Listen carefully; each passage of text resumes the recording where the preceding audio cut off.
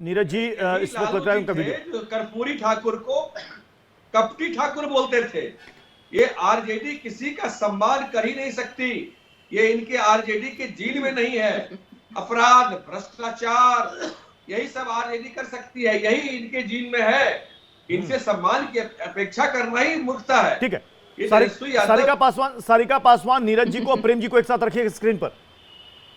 नीरज जी, अभी इन्होंने कहा सारिका जी ने, और वो बयान सबको याद है, डीएनए पर सवाल किसने उठाया था? किसने उठाया था? सारिका जी को नहीं याद है। पॉलिटिकल डीएनए वर्ड यूज किया था प्राइम मिनिस्टर मोदी जी ने। अरे बातों को करेक्ट मत कीजिए नीरज जी। भाजपा जितनी अभद्र भाषा का इस्तेमाल करती है महिलाओं के प्रति या नेताओं के लिए, की बात की थी। इस्तेमाल भारतीय और ये जनता सच है पार्टी कि के नेताओं और प्रधानमंत्री के द्वारा लिया जाता है। वो अभद्र भाषा बोलने में भारतीय जनता पार्टी के शीर्ष से लेके नीचे तक के लोग एक्सपर्ट है।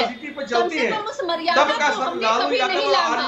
और बिहार में सरकार नीरज जी मजबूत है। आप लाख कोशिश कर ले, आप तो भूखे जो कहते हैं ना कि कौवे और बंदर के सवाल बैठे पड़े हुए कि रोटी गिरे और आपको मिल जाए, लेकिन वो आपकी लालसा ही करने वाली है। बिहार में मजबूत सरकार है, मजबूत सरकार मजबूती के साथ प्रेम जी वरिष्ठ पत्रकार प्रेम जी 3 महीने के बाद लोकसभा का चुनाव है। 3 महीने के बाद लोकसभा का चुनाव है। क्या गुना गणित देख रहे हैं नीतीश कुमार और बीजेपी दोनों? पिछले बार दोनों साथ लड़े थे तो 39 सीटें जीती थी एनडीए।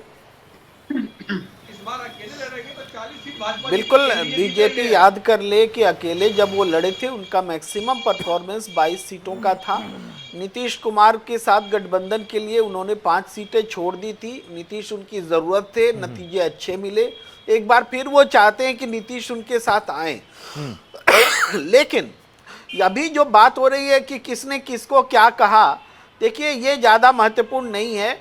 डीएनए अगर उन्होंने कहा था नरेंद्र मोदी जी ने, तो नीतीश कुमार जी ने बिहार की लाखों जनता के साथ खून से लिख करके सिग्नेचर भिजवा दिया था कि ये बिहार का डीएनए है। और रही बात ओम प्रकाश राजभर जी के बयान को याद कीजिए ना, उन्होंने योगी आदित्यनाथ जी, नरेंद्र मोदी जी, इनको तो माँ बहन की गालियां उन्होंने दी। सौरभ जी भूल जाते हैं। तो इन बातों को छोड़ दीजिए कि किसने क्या कहा। राजनीतिक जरूरत जो है और उस पर हम लोग गौर करें। उनके ट्वीट पर आप जा रहे हैं, तेजस्वी जी का ट्वीट छोड़ दे रहे हैं।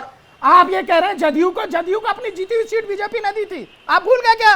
जदयू को बीजेपी ने अपनी जीती हुई सीट दी थी। इसको कहते हैं सम्मान, इसको कहते हैं पार्टी। तो मैं याद दिला रहा हूं ना, कोई क्यों देता है? अरे जीती हुई सीट इसलिए दी थी क्योंकि इसीलिए ना कि 40 में 39 सीट आ सके। आप एक से बात कोई क्यों देता है? जदयू है, आज भी नीतीश की तरह लार टपकाए हुए हैं। जदयू को नीतीश कुमार के अलावा लोकसभा चुनाव में नरेंद्र मोदी जो शख्सियत है उसका लाभ मिलता है गठबंधन में। आप थोड़ा सा राम लहर पर भरोसा होता है, मोदी मैजिक पर होता है, तो नीतीश कुमार की तरफ देखने के लिए क्यों आप बेकरार गालियां देने का प्रयास करेंगे? आप बिहार के मुख्यमंत्री को गाली देंगे?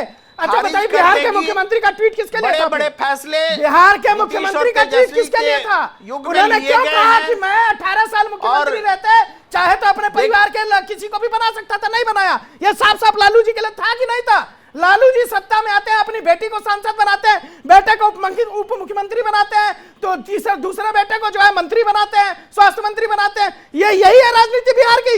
बाकी की जनता पिछड़े 100 सीट वंचित कहां रहेंगे? आप चुप होइए, हम जवाब देते हैं आपको। कहां जाएंगे बताइए?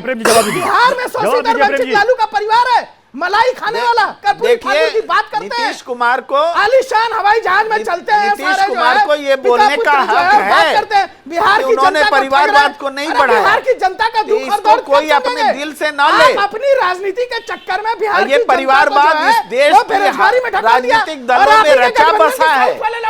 इसलिए परिवारवाद किसी एक पार्टी में नहीं है। गठबंधन के साथी हैं वो क्यों कहते हैं फिर दक्षिण से कि बिहार के लोग शौचालय साफ करने के लिए आते हैं, हमारे यहाँ मजदूरी करने आते हैं? वो सवाल आप लालू यादव से क्यों नहीं पूछते?